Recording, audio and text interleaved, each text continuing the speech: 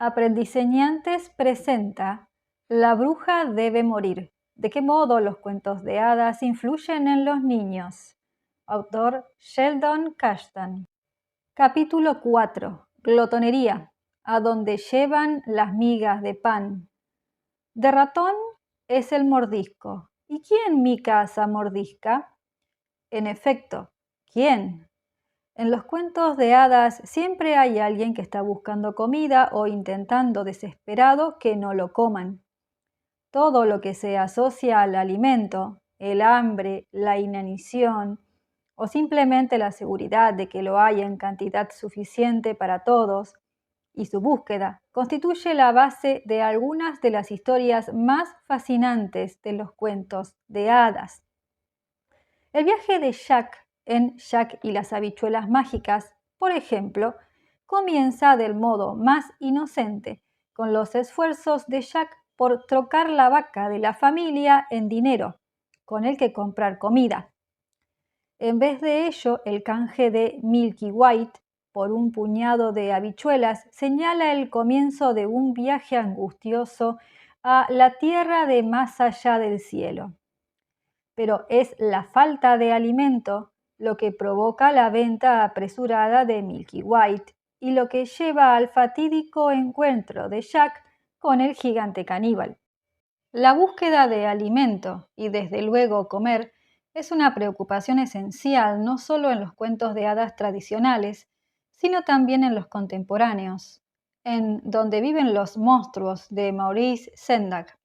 Mandan a Max sin cenar a su habitación por haber amenazado con devorar a su madre, cuando ella lo reprende por no querer comer. Cuando está solo en su habitación, Max cruza al reino de las cosas salvajes, una fantástica colección de criaturas feroces que amenazan con comérselo, casi del mismo modo como él amenazó a su madre. La aventura de Max subraya la posición no tan segura que los humanos ocupan en la cadena alimentaria y también la importancia central que el alimento y la alimentación tienen en la vida de los niños. Qué se come, quién come y cómo se come son aspectos que varían considerablemente de un relato a otro. Los cuentos de hadas incluyen desde pequeños refrigerios hasta franco canibalismo. En un extremo del espectro está el picoteo inocente de Blancanieves en cada uno de los platos de los enanos. En el otro extremo, el deseo de la malvada reina de comerse los órganos vitales de la heroína. Luego está el lobo, que se come a Caperucita Roja y a su abuela, sin hablar de Pinocho, que es tragado por la ballena. Por fortuna, tanto Caperucita Roja como Pinocho llegan enteros al final de sus aventuras gastrointestinales. El temor a ser comidos alcanza su expresión más gráfica en Hansel y Gretel, el popular cuento de dos desventurados hermanos que encontraron en el bosque una casita de jengibre y procedieron a devorarla con avidez. La historia presenta con claridad, sin ambigüedades, los potenciales peligros de la glotonería, aunque comienza con una familia que sufre de la escasez de alimento.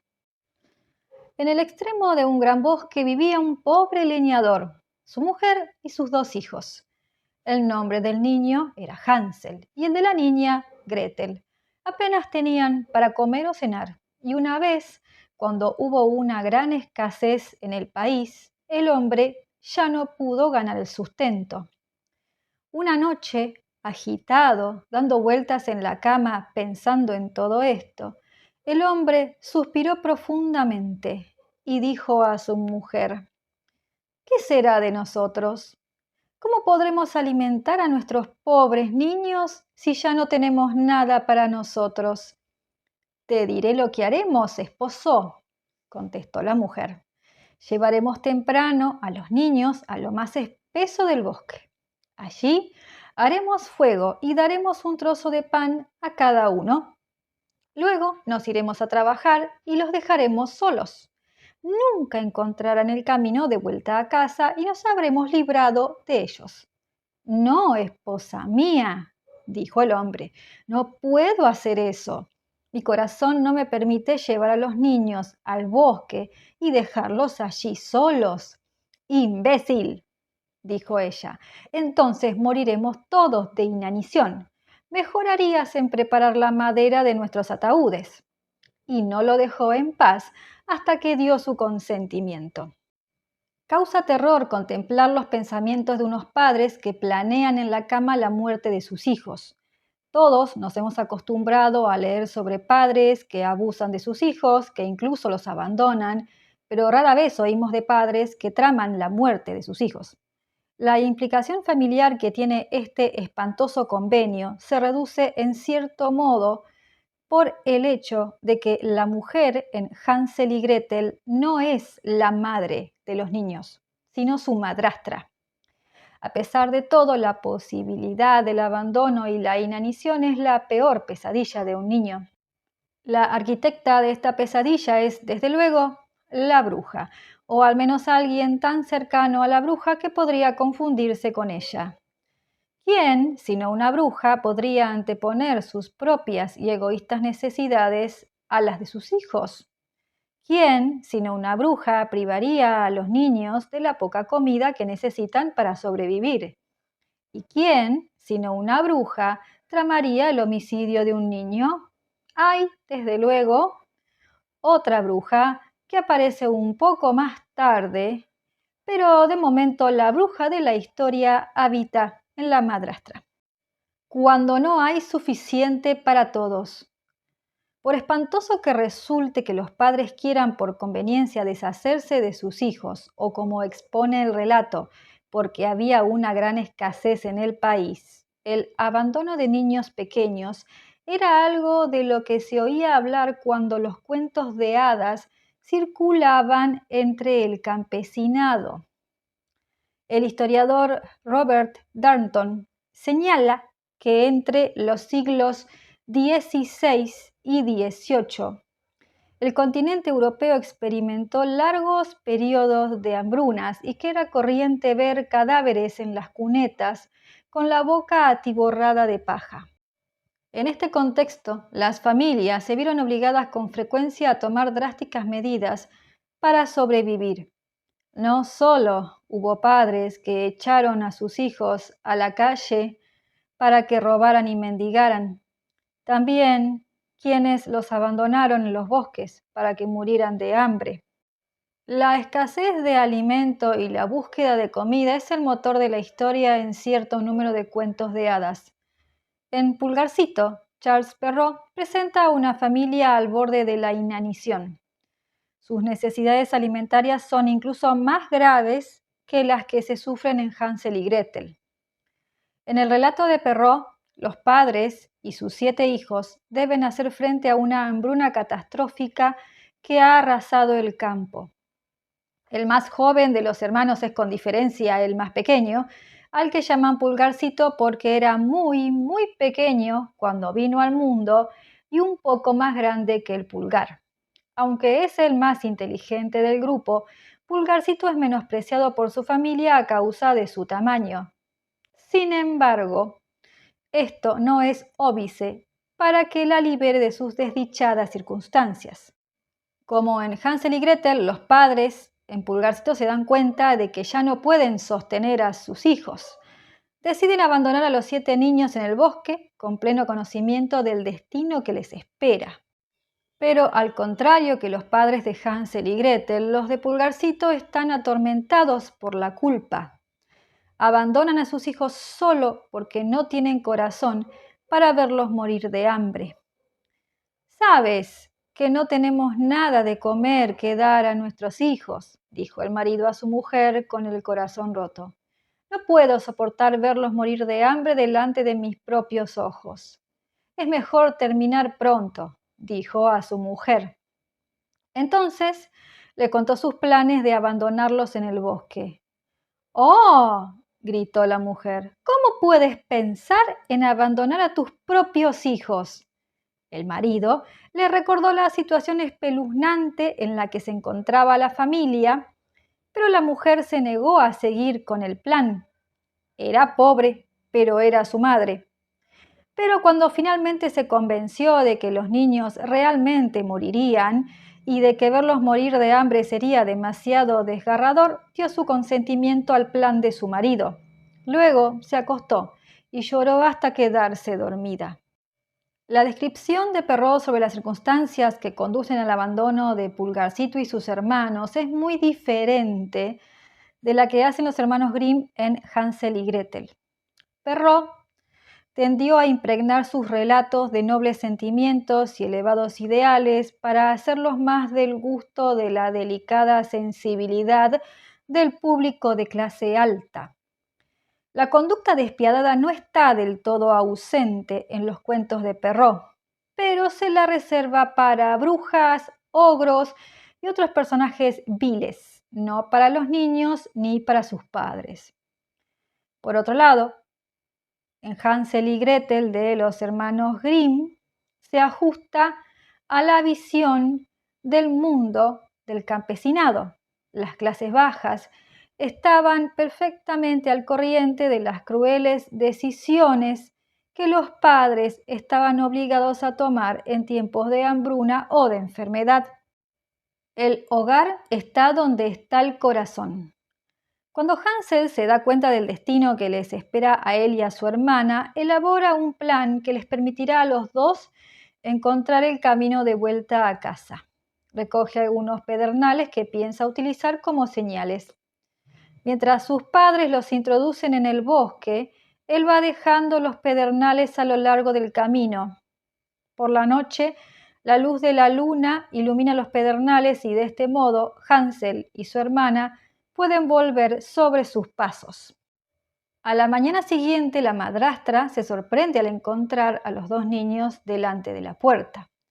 Disimula su implicación culpándoles de la ausencia y aparentando enfado. Niños desobedientes, ¿por qué habéis estado durmiendo en el bosque? Pensábamos que nunca volveríais a casa. Pero mientras habla, está tramando el modo de devolver a los niños al bosque.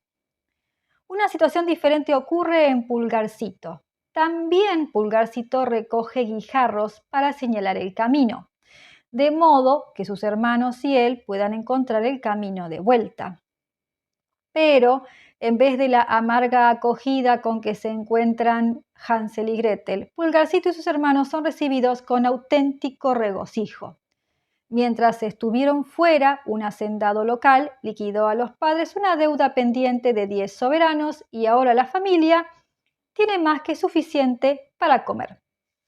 Por desgracia, el dinero se acaba pronto y los padres vuelven a enfrentarse al mismo dilema. Por segunda vez, deciden abandonar a sus hijos. Aunque la trama de Hansel y Gretel y de Pulgarcito gira en torno a la comida o más exactamente a la falta de ella, el tema del abandono está presente en ambos relatos, como sucede en muchos otros cuentos de hadas. Como siempre, el temor a ser abandonado es un sentimiento aterrador que los niños perciben como una amenaza potencial. En vez de negarla, los cuentos de hadas la hacen explícita y de este modo obligan a los niños a enfrentarse a sus angustias acerca del abandono. Por segunda vez, los padres de Hansel y Gretel están a punto de hacer realidad la amenaza. No mucho después hubo de nuevo una gran escasez en todo el país y los niños oyeron de noche a su madre decirle en la cama a su padre: «Se ha acabado todo. Solo nos queda media hogaza de pan y después nada. Los niños deben irse. Esta vez los llevaremos más lejos y así no podrán encontrar el camino de vuelta. No tenemos otra manera de salvarnos nosotros». El hombre sintió tristeza en su corazón y pensó: sería mejor compartir el último bocado con los niños. Pero la mujer no escucharía nada de lo que él dijese. Solo le haría reproches. Quien dice A también debe decir B, y si un hombre ha cedido una vez, cederá una segunda. El diálogo de los padres muestra cuán difícil es poner los pies en el suelo una vez que se han hecho concesiones discutibles. Con frecuencia, los niños pequeños se ponen del lado de un matón del colegio y persiguen a otros niños más débiles, aunque saben que está mal. Una vez hecho esto, resulta difícil negarse a ir con el matón la segunda vez. Para los pequeños lectores, el mensaje implícito es que deben mantenerse firmes cuando piensen que la razón está de su parte. Una vez que se traicionan los principios, es cada vez más difícil volver atrás. Hansel intenta de nuevo recoger pedernales para señalar el camino, pero su madrastra lo encierra en casa antes de que pueda hacerlo. A la mañana siguiente ella le da un trozo de pan y lo lleva al bosque junto con su hermana. Cuando sus padres no miran, Hansel desmigaja el pan en el bolsillo y esparce las migas por el camino. Una vez más, los padres abandonan a los niños en un claro del bosque y les prometen que volverán cuando hayan recogido ramas para hacer fuego. Por supuesto, no piensan volver y los niños quedan completamente solos. Esta vez no pueden desandar el camino porque los pájaros se han comido todas las migas de pan que Hansel ha esparcido por el camino. Gretel y él están perdidos sin remedio. Los dos niños vagan por el bosque durante 3 días hasta que por fin encuentran una casita. Se acercan a ella y descubren, para su deleite, que está hecha de golosinas y de pan. El tejado es de bizcocho y los cristales de las ventanas son láminas transparentes de azúcar. Los dos caen sobre la casita y comienzan a devorarla. Hansel dice a Gretel: «Yo comeré un trozo de tejado y tú puedes tomar un poco de las ventanas». No se puede culpar a los niños por darse el gusto después de haber vagado durante días sin nada que comer. Pero su apetito se lleva lo mejor de ellos y continúan consumiendo la caza incluso cuando ya han saciado su apetito. Insatisfecho con solo una pequeña porción del tejado, Hansel despega un gran trozo y Gretel lo imita tirando de una gran cristalera. Los niños saben que lo que están haciendo está mal, que es malsano, pero no pueden controlarse. Lo que empezó siendo un mordisco se ha convertido en un frenesí engullidor. El hambre ha dado paso a la glotonería. El festín no acaba ahí. Cuando la dueña de la casa los invita a entrar, ellos continúan atiborrándose. Los dos encuentran dentro de la casa una rica comida abandonada de leche y crepes con azúcar, manzanas y nueces. Los niños se dan un atracón y luego se van a dormir. El relato nos dice: Hansel y Gretel se tendieron en las camas y pensaron que estaban en el cielo. La dueña de la casa es, por supuesto, una bruja que no solo se alimenta de niños pequeños. La casa donde vive es un monumento a la tentación. La bruja sabe que casi todos los niños, si no todos, son criaturas glotonas y usa este conocimiento para atraparlos. ¿Cómo lo sabe la bruja? Porque ella es los niños, ella es lo malsano, la parte mala de Hansel y Gretel, la parte manejada por la glotonería. Y ellos lo advierten. Intuitivamente, en un nivel profundo, saben que la bruja es una parte de ellos y que la voz que llama desde la casa es la suya, pero no pueden resistirlo. ¿Y quién puede culparlos? ¿No ignoramos nosotros, los adultos, la voz de la razón con frecuencia y sucumbimos a la tentación? Por la mañana temprano, antes de que se despertaran los niños, la bruja se levantó para mirarlos mientras dormían plácidamente, con las mejillas sonrosadas, y dijo para sí: «¡Qué gran festín voy a tener!». Luego Agarró a Hansel con su mano marchita, lo condujo a una pequeña cuadra y lo encerró detrás de una reja. Después volvió a donde estaba Gretel y la sacudió hasta que se despertó. «Levántate, hueso perezoso. Vete a por agua y cocina algo delicioso para tu hermano. Está fuera, en el establo, y tiene que engordar. Y cuando esté lo suficientemente gordo, me lo comeré». Gretel empezó a llorar amargamente, pero no sirvió de nada. Tenía que hacer lo que la bruja le había ordenado. Cocinó lo mejor de las provisiones para el pobre Hansel, pero no hubo nada para ella salvo unas vainas de cangrejo. Cada mañana la bruja visitaba el establo y gritaba: «Hansel, extiende el dedo para que pueda decirte si estarás pronto lo suficientemente gordo». Hansel alargaba un pequeño hueso y la vieja, que tenía poca vista, no podía ver qué era. Suponía que se trataba del dedo de Hansel y entonces dudaba seriamente de que llegara a engordar. Como después de 4 semanas Hansel parecía seguir tan flaco como al principio, perdió la paciencia y no esperó más. Gretel!», gritó a la pequeña. «Date prisa y saca agua. Flaco o gordo, mañana mataré a Hansel y lo cocinaré». Mientras la bruja se dispone a elaborar una comida con Hansel, Pulgarcito y sus hermanos no lo están pasando mucho mejor que este, puesto que han fracasado en el intento de encontrar alimento o cobijo. Pero de pronto divisan una casa en el bosque con una vela en la ventana. Llaman a la puerta y la mujer que abre los invita a entrar. La mujer les informa que han llegado a la casa de un ogro que come carne humana y que ella es su esposa. Aunque no es muy buena eligiendo maridos, es una mujer bondadosa y siente compasión por los hermanos.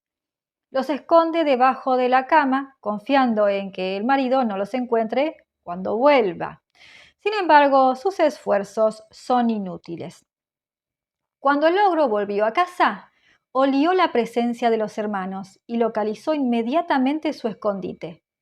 El ogro castigó a su esposa por intentar engañarlo y le ordenó que cocinara a los hermanos allí mismo, porque pensaba comérselos en la cena. Pulgarcito miraba aterrorizado cómo el ogro afilaba un enorme cuchillo en una muela. Todo parecía perdido cuando, en el último momento, la mujer convenció a su marido para que lo aplazara hasta el día siguiente. «Oh, muy bien», dijo el ogro. «Dales algo de cenar para que engorden y llévalos a la cama». Su mujer se alegró muchísimo y les trajo un montón de comida, pero los hermanos estaban demasiado aterrorizados para comer. Entonces, ella les dio gorros de dormir y los mandó a la habitación, donde se tumbaron en la oscuridad, estremecidos por el destino que los aguardaba a la mañana siguiente. Los excesos en la comida, representados simbólicamente por la naturaleza antropófaga del ogro, están magnificados por la glotonería. El ogro no se contenta con comerse a los hermanos, tiene que engordarlos antes de devorarlos. Lo mismo puede decirse de la bruja en Hansel y Gretel. Aplaza durante 4 semanas comerse a Hansel, esperando con paciencia a que gane peso para complacer su voraz apetito, como Mr. Creosote en la película de Monty Python El sentido de la vida, que literalmente explota mientras se atiborra de comida en un restaurante. El ogro y la bruja encuentran imposible privarse de sus caprichos. Comer y los orígenes del yo. ¿Por qué tantos cuentos de hadas giran alrededor de la comida y de la alimentación? ¿Por qué el peligro que corre el héroe o la heroína se reduce tan a menudo a no encontrar comida o a ser comido? Porque la comida y la alimentación son el conducto a través del cual se transmiten las primeras manifestaciones del afecto y del desafecto. Algunas de las más intensas experiencias de la infancia ocurren en el seno materno y comprenden una mezcla de sensaciones táctiles y de saciedad. El acto de alimentarse tranquiliza a los niños, los consuela y hace que se sientan seguros. La inversa también es cierta. Permitir que un niño pase hambre puede provocarle sentimientos de inseguridad, sino una severa psicopatología. Un muchacho al que traté cuando yo trabajaba en un hospital psiquiátrico infantil fue admitido en el servicio porque sufría de pica, una enfermedad que lleva a los niños a comer tiza, lápices y otros objetos no comestibles. La enfermedad había comenzado poco después de que el niño fuera abandonado por sus padres, quienes lo dejaron morir de hambre en un piso sin agua caliente. Fue rescatado gracias a la rápida reacción de los vecinos, que llamaron a la policía cuando oyeron los gemidos del niño, que se libró así de un daño físico de consideración y de la muerte. Sin embargo, la experiencia dejó su huella, como lo mostraba el sentimiento de vacío del muchacho y la creencia de que era malo y sin ningún valor. No deberíamos sorprendernos, por tanto, de encontrar la comida y la alimentación representadas de forma preponderante en los cuentos de hadas. Como los cuentos de hadas son en esencia relatos de desdoblamiento, necesariamente se centran en experiencias que auspician divisiones del yo. Ser alimentado, ir a la cama con el estómago lleno, equivale a sentirse bien consigo mismo. No ser alimentado, estar privado de comida, significa exactamente lo contrario. Comer tiene ramificaciones simbólicas que trascienden la biología. Antes de que los niños empiecen a experimentar el inicio de la yoidad, el acto de ser alimentado ha colocado ya los cimientos del yo. Pero un aumento en la ingestión de comida no significa necesariamente un aumento de la bondad. Mientras que una buena comida puede ser físicamente satisfactoria y psicológicamente tranquilizadora, ser demasiado indulgente consigo mismo tiene implicaciones negativas. La glotonería se asocia a la dejadez, el egoísmo y la obesidad. El nexo de la comida con la bondad o la maldad se extiende incluso a la manera en que se percibe a la gente por los hábitos alimentarios, sanos o malsanos. Un estudio de la Universidad de Arizona señaló que las personas a las que se identificaba como buenos comedores eran bastante más atractivas y simpáticas que las que se identificaban como malos comedores. En el estudio se definía a los malos comedores como aquellos que consumen una dieta a base de patatas fritas, helados y otros alimentos que engordan. Ingesta compulsiva, bulimia y el camino de las dietas.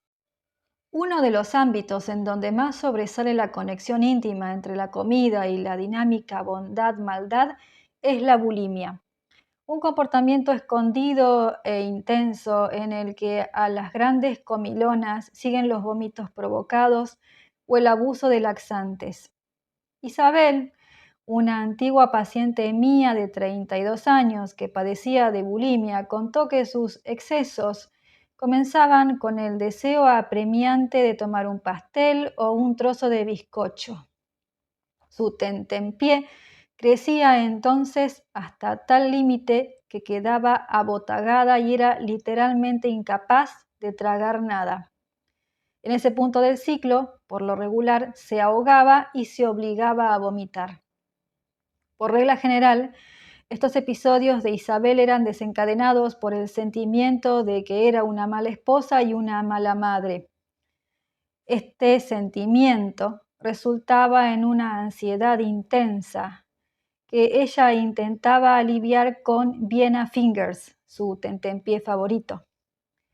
El primer par de galletas la tranquilizaban y le producían lo que describía como una cálida y suave sensación interior que actuaba como un estímulo para seguir comiendo. Devoraba unas pocas galletas más, continuaba hasta vaciar por completo el paquete y acababa buscando las migajas sobrantes en el fondo del envase de celofán. Entonces empezaba con otro paquete. Los sentimientos de vergüenza habían comenzado a aplastarla mucho antes y su estómago había empezado a dolerle. Al añadir los sentimientos que provocaba el inicio de los excesos, Isabel se sentía aún peor. Era mala por ser tan débil, por dejarse compeler, por no ser capaz de cambiar. La única solución era purgarse de la sustancia culpable, lo que acabó consiguiendo obligándose a ponerse en pie. La purga funcionó para Isabel como una ceremonia de purificación psicológica, un modo simbólico de expulsar las partes malas de su yo. Jane Brody, columnista de cocina del New York Times, quien durante largos periodos de su vida luchó contra un problema de peso, describe cómo se relaciona la mala comida con los malos sentimientos sobre uno mismo y de qué forma ambos configuran un círculo vicioso. Demasiado a menudo, comer en exceso resulta en lo que yo llamo el síndrome de caída en el precipicio. Comes algo malo y concluyes que eres desesperadamente mala, entonces empiezas a comer todas las cosas malas que ves. La dinámica de la bulimia no es diferente de la de los regímenes de adelgazamiento que siguen millones de personas quienes luchan por perder peso, porque eso representa la vía física para dominar las tensiones entre las partes buenas y las partes malas del yo. El uso de términos como malo y pecaminoso para describir diferentes alimentos y diferentes pautas de alimentación no solo refleja las connotaciones emocionales hacia el alimento, también pone de manifiesto de qué forma las actitudes hacia él se incrustan profundamente en el yo. Las personas que luchan en vano por cambiar las partes indeseables de su personalidad dicen que están hartas de sí mismas. Nosotros decimos estar llenos de envidia o consumidos por la culpa. En el haber del balance nos felicitamos y no caemos en sí cuando conseguimos lo que nos habíamos propuesto.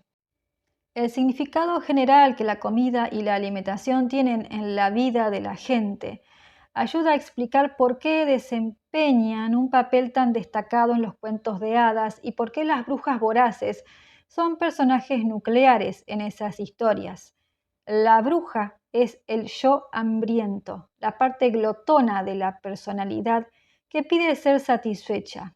Por tanto, debemos enfrentarnos a ella si queremos redireccionar las tendencias malsanas asociadas a la comida. El problema es que la bruja es un enemigo formidable cuando se trata de asuntos culinarios. Por consiguiente, Gretel no va a disuadir a la bruja si ha de comerse o no a Hansel. Hay muy pocas posibilidades de hacerle ver las bondades del vegetarianismo. Tampoco Gretel será capaz de convencerla de que en el bosque hay bocados más sabrosos que los niños que son capturados para engordarlos y comérselos. Si quiere salvar a su hermano, debe imaginar una manera de destruir a la bruja. A la mañana siguiente, la bruja despertó temprano a Gretel y le dijo que encendiera el fuego y llenara el puchero. Haremos primero la cocción, dijo la vieja. Ya he encendido el horno y amasado la pasta. Empujó a la pobre Gretel hacia el horno, del que ya salían brillantes llamas. Agáchate, dijo la bruja, y mira si ya está bien caliente. Si es así, el pan estará hecho. Una vez que Gretel hubiera entrado gateando, la bruja pensaba cerrar la puerta tras ella y dejar que se cociera. De ese modo se la comería también a ella. Pero Gretel intuyó lo que pensaba la bruja y dijo: no sé cómo hacerlo. ¿Cómo se entra? Estúpida patosa, dijo la vieja. La puerta es bastante grande, ¿no lo ves? Yo misma puedo entrar. E, inclinándose, metió la cabeza en el horno. Entonces Gretel le dio un empujón y la bruja terminó de entrar en el horno. Después Gretel cerró la puerta metálica y echó el cerrojo. La bruja debe morir y Gretel es el instrumento de esa muerte. empujar a la diabólica mujer dentro de un horno en llamas, despachándola de la manera con la que ella pensaba deshacerse de los niños, salva de la muerte a Hansel y a Gretel y los libera al mismo tiempo de sus propias tendencias a la voracidad. Hansel, estamos libres, grita Gretel a su hermano. La vieja bruja ha muerto. Aunque la bruja ha sido eliminada, Hansel y Gretel no han salido todavía del bosque. Su viaje no habrá terminado mientras no lleguen a casa. Los niños caminan por el bosque, pero al llegar al lindero encuentran bloqueado el paso por un curso de agua. Buscan un puente o algunas piedras pasaderas que les permitan cruzar, pero no hay nada a la vista. De pronto, Gretel descubre un pato que nada a lo lejos.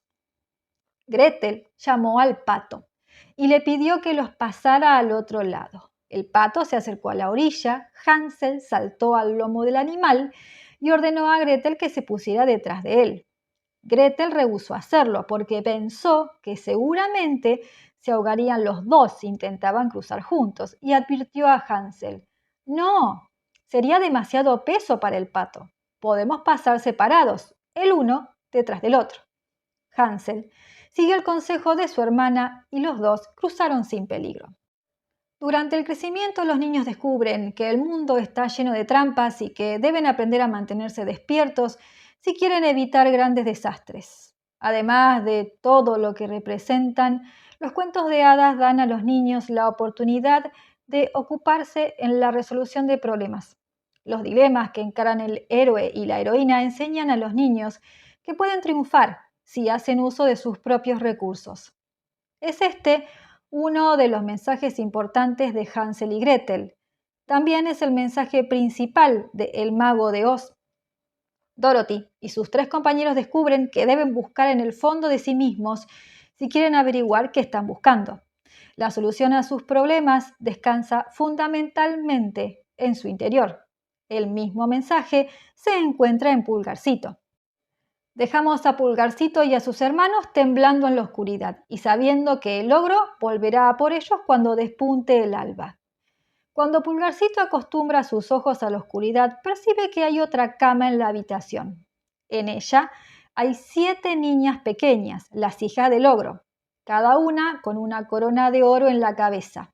Aunque bebés, las ogrecitas poseen ya una boca enorme, repleta de largos y afilados dientes, con los cuales han empezado a mordisquear a los indefensos niños. Pulgarcito teme que el ogro se despierte por la noche y mate a sus hermanos y a él antes del alba. Decide entrar en acción y deslizándose silenciosamente por la habitación, quita las coronas de la cabeza de las ogrecitas y las cambia por los gorros de sus hermanos. Poco después de medianoche, el ogro se despertó. Atenazado por el pesar de haber dejado para la mañana siguiente una tarea que debería haber realizado durante el día, saltó de la cama, tomó un gran cuchillo y entró de puntillas en el dormitorio donde dormían sus hijas y los muchachitos. Se acercó a la cama, donde estos dormían profundamente, excepto Pulgarcito, y palpó sus caras. Pulgarcito estaba aterrorizado, pero no se movió.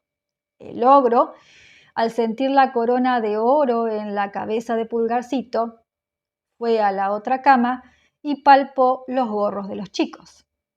«Aquí están los corderitos», exclamó. «Pongámonos a trabajar». Y con estas palabras cortó el cuello de sus 7 hijas. Luego volvió a la cama muy contento del trabajo nocturno. Tan pronto como Pulgarcito oyó que el ogro empezaba a roncar, despertó a sus hermanos y les dijo que se vistieran y lo siguieran. Enfurecido por la carnicería accidental de su prole, el ogro persigue a Pulgarcito y a sus hermanos. Pulgarcito se las arregla para esquivarlo y conduce a sus hermanos sanos y salvos a casa. Pero no antes de regresar a la casa del ogro y robarle su tesoro. Los padres se alegran muchísimo de ver a sus hijos y quedan encantados al recibir las riquezas que Pulgarcito les presenta. Como hace en todos sus cuentos de hadas, Perrault acaba su relato con una moraleja. Nadie se aflige por tener una gran familia, si todos son guapos, fuertes e inteligentes. Pero si alguno de ellos es una persona débil y canija, será despreciado, objeto de mofa y ridiculizado. Sin embargo, sucede a menudo que el enano de la carnada termina haciendo la fortuna de la familia. A los pequeños lectores se les recuerda que la inventiva es una virtud útil y que los niños pueden ser valiosos miembros de la familia, incluso si de la comparación con sus hermanos no resultan muy favorecidos. Este es un mensaje alentador porque en algún momento de su vida todos los niños se sienten rechazados y piensan que no son apreciados. Una historia en la que el más pequeño de la prole no solo emerge victorioso sobre un poderoso adversario, sino que gana el amor y el aprecio de sus padres y hermanos, puede ser tan consoladora como edificante. Al final, Pulgarcito y sus hermanos se las arreglan para volver a casa sanos y salvos como hacen Hansel y Gretel. Sin embargo, a Hansel y a su hermana les aguarda un desagradable porvenir. Tienen que enfrentarse a la mujer que tramó su muerte. Mientras los padres de Pulgarcito son básicamente personas bien intencionadas, no se puede decir lo mismo de la madrastra de Hansel y Gretel. En muchos aspectos es tan diabólica como la bruja que ellos acaban de eliminar. Por fortuna para los niños, la madrastra ha desaparecido misteriosamente cuando ellos llegan a casa. No hay indicación alguna de lo que le ha sucedido. Solo sabemos que ya no está allí. Los hermanos Grimm explican. El padre no volvió a tener una hora de paz desde que dejó a los niños en el bosque, pero la mujer había muerto. Es justo. Si ella estuviera viva, los niños tendrían de nuevo que competir en talento con alguien que solo unas semanas antes había decretado que murieran. Desde un punto de vista psicológico, la muerte de la madrastra es perfectamente entendible. Ella y la bruja del bosque son las dos caras de una moneda. En la ópera infantil de 1893, Hansel y Gretel de Engelbert Humperdinck, la misma actriz interpreta a los dos personajes, la madrastra y la bruja. Aunque en su momento no lo supo, Gretel se las arregló para matar a dos brujas de un tiro cuando empujó a la bruja diabólica dentro del horno. En compañía de lobos. De entre todos los animales que aparecen en los cuentos de hadas y en otras manifestaciones folclóricas, los lobos son los que se representan con el apetito más voraz. Cuando se imagina a los lobos abatiéndose sobre su presa, se piensa casi al instante en las ansias incontroladas. Lo lobesco es sinónimo de glotonería, algo que resuena en la advertencia familiar que nos dirigían nuestros padres cuando éramos pequeños. No devores la comida. Caperucita Roja, como Hansel y Gretel, es también una historia sobre la glotonería, aunque aquí el lobo ha sustituido a la bruja. En este cuento, sobre una niña inocente que corre inconscientemente hacia el desastre cuando va a visitar a su abuela, un lobo hambriento no solo se come a un ser humano, sino a dos. ¿Realmente lo hace? Depende de la versión que uno lea. Una de las primeras versiones de Caperucita Roja habla de una muchachita a quien su madre envía a entregar a la abuela una cesta con pan y frutas. La historia, ampliamente difundida entre el campesinado de la Francia dieciochesca, describe cómo el lobo intercepta a Caperucita Roja en el bosque. La engaña para que le comunique su destino y sale corriendo para llegar antes que ella a la casa de la abuela. Y de ahí parte bruscamente el relato en la versión familiar de Perrault. Cuando el lobo llegó a la casa de la abuela, la mató, vertió la sangre en una botella y cortó la carne en rodajas que puso en una fuente. Luego se vistió con la ropa de dormir de la abuela y esperó en la cama.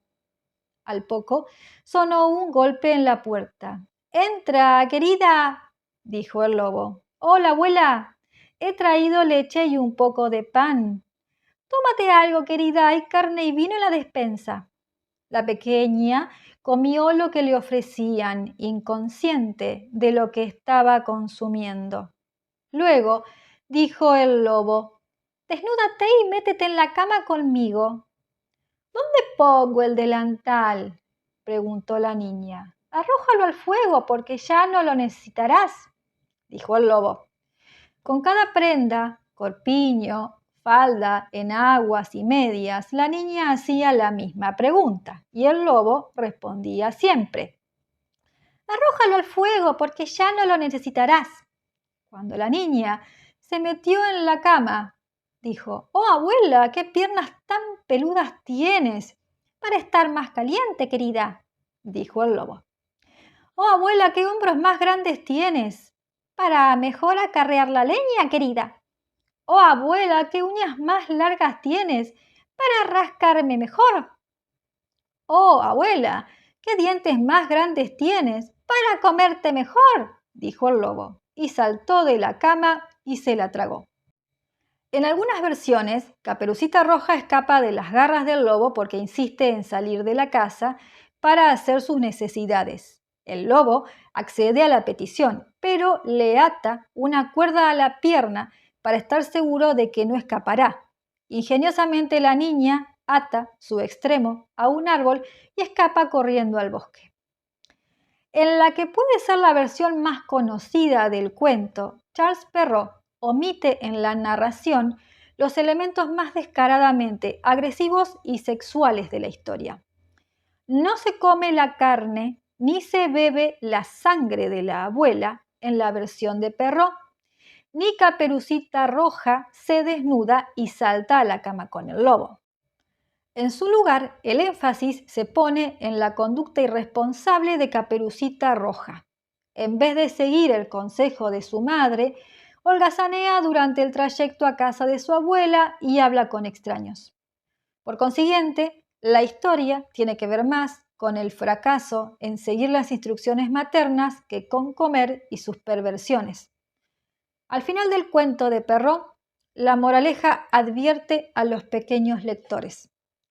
Las niñas, especialmente cuando son damitas agradablemente educadas y bonitas, nunca deben hablar con extraños. Si son tan necias que lo hacen, no deberían sorprenderse si algún lobo glotón se las come, Caperuza Roja incluida.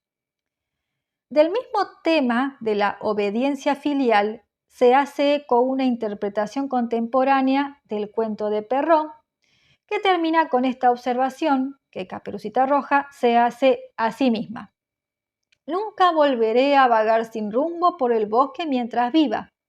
Debería haber cumplido la promesa que hice a mi madre». Otro camino a recorrer. En contraste, la versión de Caperucita Roja de los hermanos Grimm explota con mayor ventaja la naturaleza malsana de la glotonería.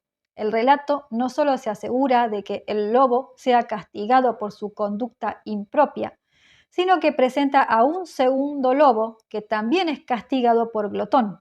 En ambos casos, comer en exceso, no la conducta irresponsable, es el foco de la historia.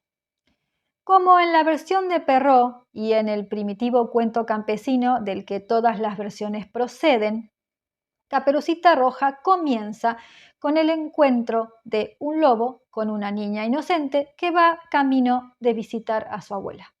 El lobo dirige la atención de la niña hacia las hermosas flores que crecen en el bosque y cuando la ha distraído, se encamina hacia la casa de la abuela. En cuanto llega, el lobo engulle a la vieja y espera a Caperucita Roja. Cuando ésta llega, el lobo también la engulle entera. Sin embargo, la versión de los hermanos Grimm no acaba ahí.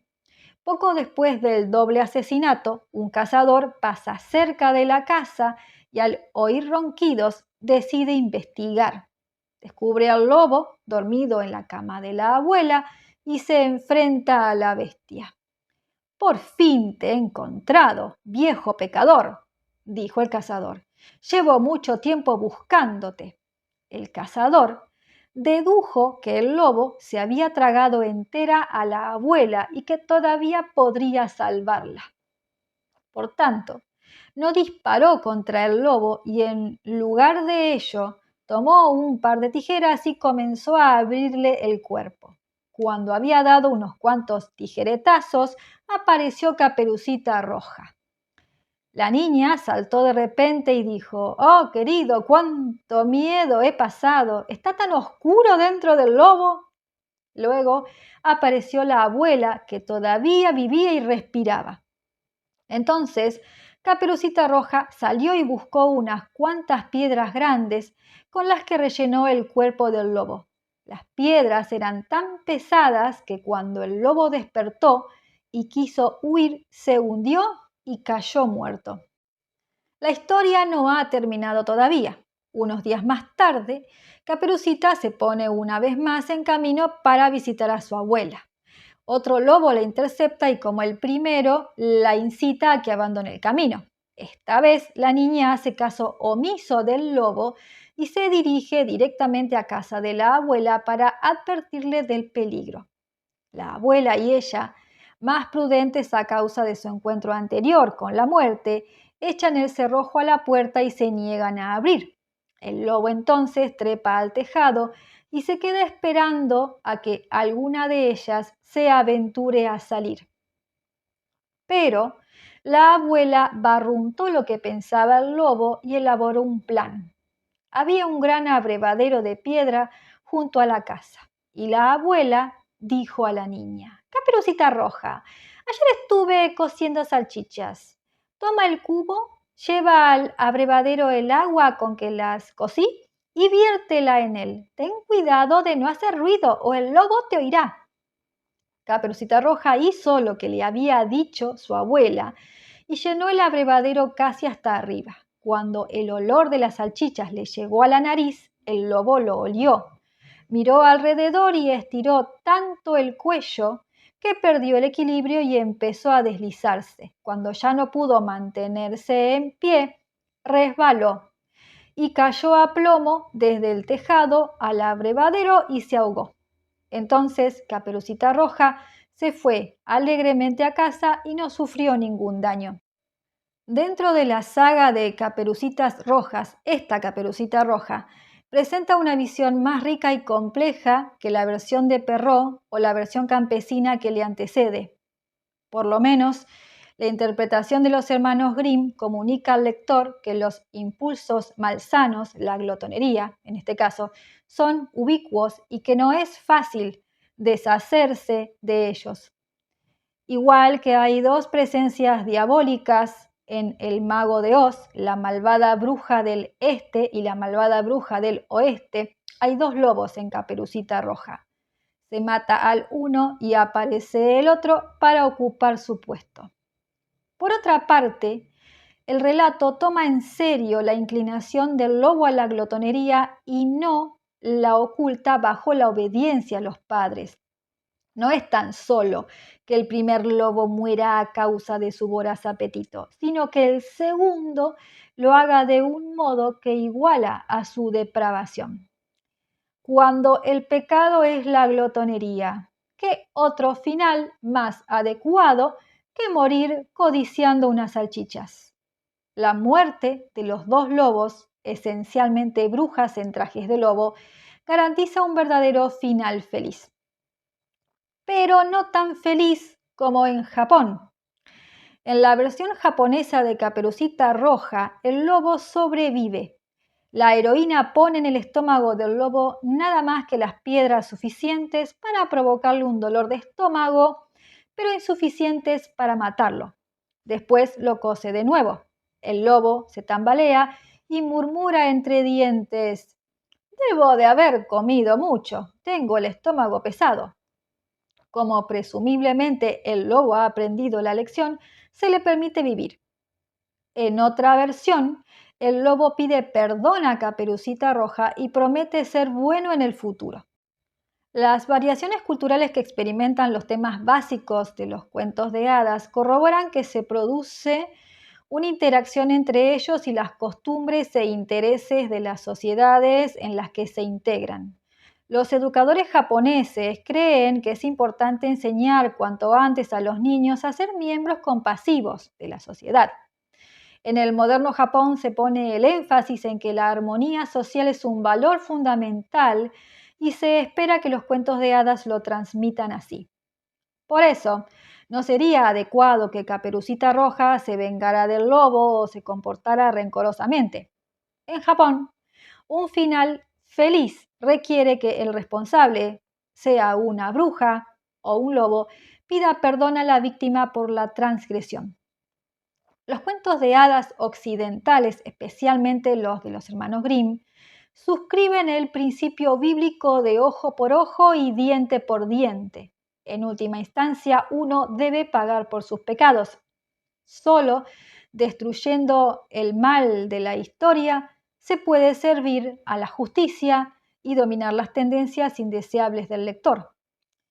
Al lanzar un ataque frontal contra la glotonería y comprobar que muere el lobo, Caperucita Roja se une a Hansel, a Gretel y a Pulgarcito para dar a los niños una oportunidad de combatir a uno de los 7 pecados capitales más predominantes en la infancia.